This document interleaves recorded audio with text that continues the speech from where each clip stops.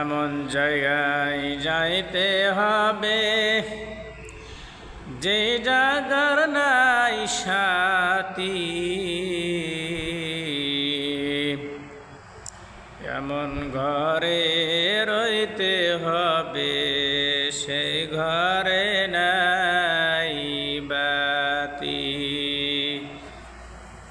ভাইজান খুব খেয়াল করে কথাগুলা শুনুন, মন দিলটা নরম করে শুনুন। এমন জায়গায় যাইতে হবে যেই জায়গার নাই সাথী,